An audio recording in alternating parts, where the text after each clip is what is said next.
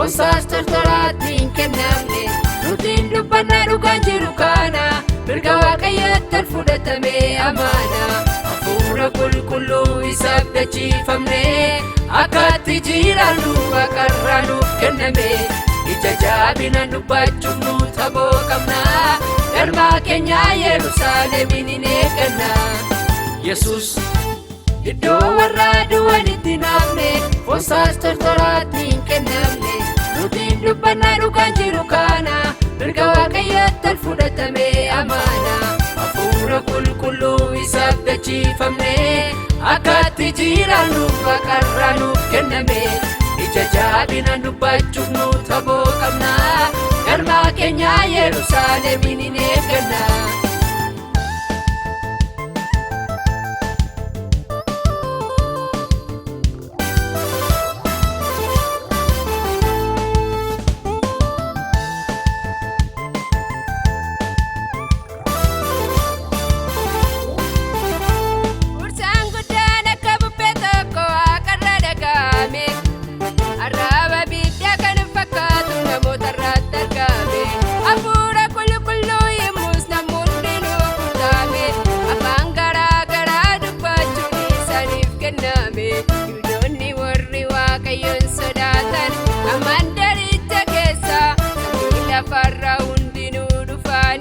jajachuudhaaf dubbisa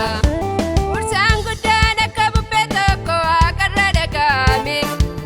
arraaba biddaa kan fakkaatu namoota irratti argame hafuura qulqulluu yemmus namoonni nuuf kutame afaan garaa garaa dubbachuun isaaniif kenname Yihuudoonni warri waaqayyoon sodaatan ammaan daricha keessa samii lafarraa hundinuu dhufanii jajachuudhaaf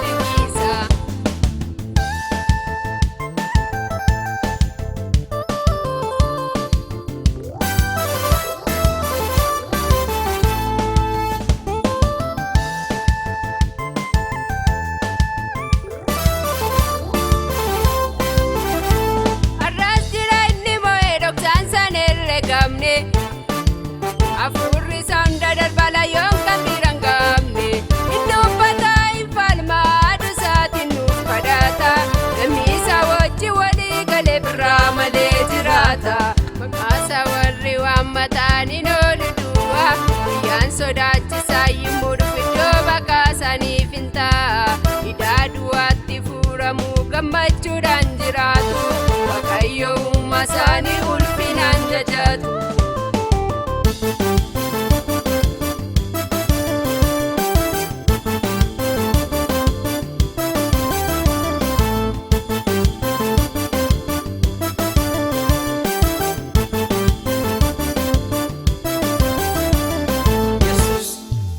Iddoo warra du'anitti naafne fosaas tortoraatiin kennamne nutiin dubbannaa dhugaan jiru kana mirga waaqayyootti fudhatame amaana hafuura qulqulluu isaaf dachiifamne akkatti jiraannu waaqarraa nuuf kenname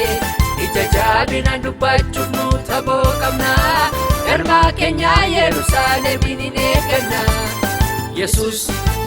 iddoo warra du'anitti naafne fosaas tortoraatiin kennamne nutiin dubbannaa dhugaan jiru kana mirga waaqayyootti fudhatame amaana hafuura qulqulluu isaaf dachiifamne